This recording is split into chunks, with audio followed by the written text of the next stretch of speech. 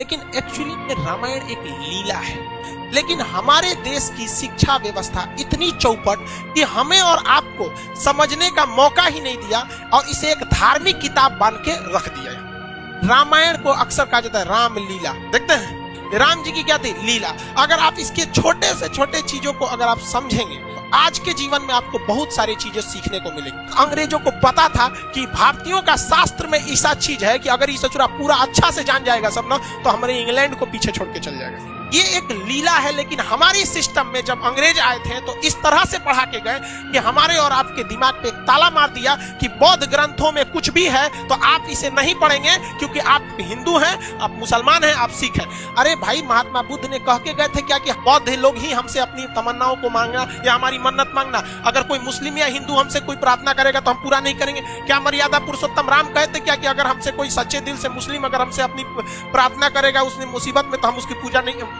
प्रार्थना को नहीं सुनेंगे, कहेंगे भाग तू मुस्लिम है।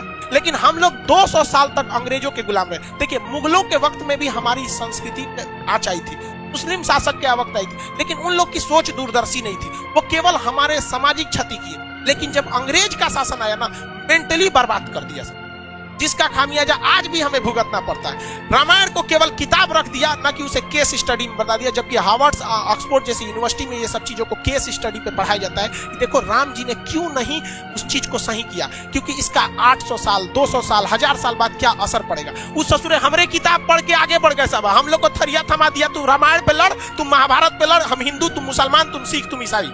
लेकिन आज भी हम लोग नहीं समझते इस चीज को। लेकिन हमारे अंग्रेजों ने ये बर्बाद कर दिया। आज किसी मुसलमान को कहिएगा ना रामायण की तुम्हें पाठ सुनाते नहीं सुनेगा। और इवन कि आपको अगर कोई कुरान की बात सुनाएगा तो आप अगर दूसरे धर्म के तो आप भी नहीं करें। ये कोई किसने ये जहर बोया हमारे अंदर। लेकिन आज भी हम लोग नहीं समझते इस चीज को। आज भी आप लोग समझिए इस चीज।